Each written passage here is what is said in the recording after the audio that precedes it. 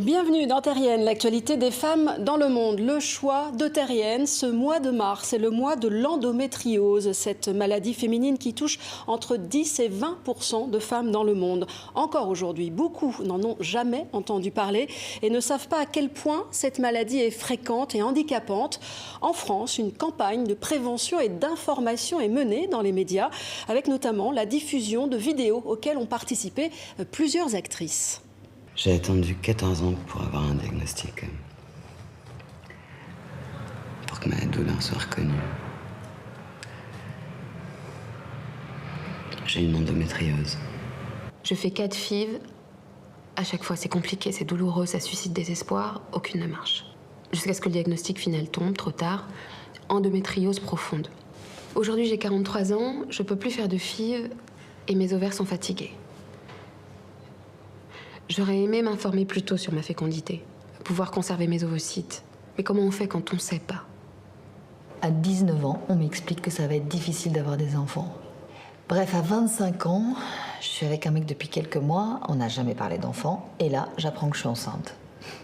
J'ai très peu de temps pour décider, mais j'ai surtout très peur que l'enfant soit anormal avec tous les traitements. Mais Marina est arrivée le 12 septembre 2004 et elle est parfaite. Mais je ne permettrai pas qu'elle vive ce que j'ai vécu. Le coup de griffe de Terrienne, c'est plutôt un coup de pinceau ou de crayon, celui de Zehra Doğan, emprisonnée en Turquie pendant presque 3 ans pour ses dessins. Cette journaliste et artiste kurde a, depuis la cellule où elle était détenue, écrit en secret Prison numéro 5, un roman graphique qui paraît cette semaine en français, des planches réalisées avec les moyens du bord, des grains de café et même son sang menstruel, et sur toute forme de support, du linge sale, des serviettes, des draps, et tout cela en se cachant des gardiens. Elle y décrit les conditions d'incarcération dans les quartiers des prisonnières politiques, mauvais traitements, torture, mais aussi la solidarité entre les détenus. La jeune femme a été libérée en 2019. Un grand coup de cœur cinématographique à Tony Marshall tout au long de ce mois de mars. TV5 Monde a décidé de diffuser 5 des plus beaux films de cette réalisatrice féministe engagée qui nous a quittés il y a tout juste un an. Voici pour le plaisir un petit extrait de l'incontournable Vénus Beauté Institut.